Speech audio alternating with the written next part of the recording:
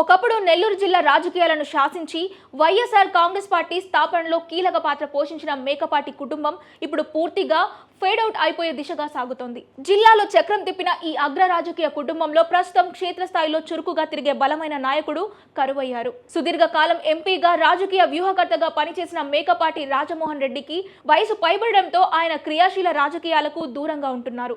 దీనికి తోడు కుటుంబానికి రాజకీయ వారసుడిగా వైఎస్ జగన్ కేబినెట్ లో ఐటీ పరిశ్రమల శాఖ మంత్రిగా ఎంతో చురుకుగా పనిచేసిన పెద్ద కుమారుడు మేకపాటి గౌతమ్ రెడ్డి హఠాత్ మరణం చెందడం ఆ కుటుంబాన్ని తీవ్రంగా కుంగదీసింది.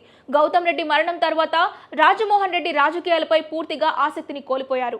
రాజమోహన్ రెడ్డికి మరో ఇద్దరు కుమారులు ఉన్నప్పటికీ వారు రాజకీయాల కంటే తమ సొంత వ్యాపారాల నిర్వహణకే పరిమితమయ్యారు. గత ఎన్నికల్లో కుటుంబం తరపున మేకపాటి రాజగోపాల్ రెడ్డి పోటీ చేసినప్పటికీ ఆ తర్వాత ఆయన రాజకీయాల్లో ఎక్కడా యాక్టివ్ గా కనిపించడం లేదు. ఎన్నికల తర్వాత వైసీపీ క్యాడర్ను పట్టించుకునే నాదుడే కరువవడంతో సాధారణ కార్యకర్తల్లో సైతం నైరాశ్యం అలుముకుంది. నాడు జిల్లా అంతటా విస్తరించిన మేకపాటి వారి రాజకీయ హవా నేడు కేవలం నానా మాత్రపు ఉనికినే పరిమితమైందనే విమర్శలు వ్యక్తమవుతున్నాయి. రాజకీయ సంక్షోభం ఒకవైపు ఉంటే మేకపాటి కుటుంబంలో తలెత్తిన తీవ్రమైన ఆస్తి వివాదాలు, అంతర్గత కలహాలు పెరిగిపోయాయి.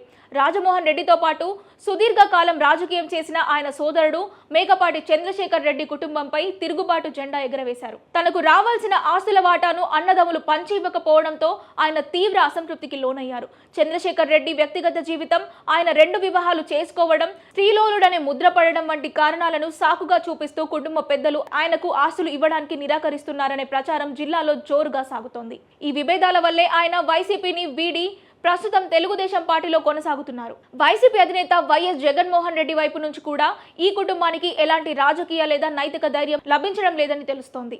పార్టీ కోసం ఎంతో త్యాగం చేసినప్పటికీ మారిన సమీకరణాల్లో జగన్ రెడ్డి వారిని పెద్దగా పట్టించుకోకపోవడం లేదనే భావన మేకపాటి వర్గంలో ఉంది. ఇటు కుటుంబంలో ఆస్తుల గొడవలు, కోర్టు కేసులు, అటు రాజకీయంగా పార్టీ మారిన సోదరుడు ఒకవైపు, నియోజకవర్గాల్లో పట్టుకోల్పోతున్న వారసులు మరోవైపు ఉండటంతో అసలు నెల్లూరు జిల్లాలో ఉందో లేదో తెలియని గందరగోళ పరిస్థితి ఏర్పడింది.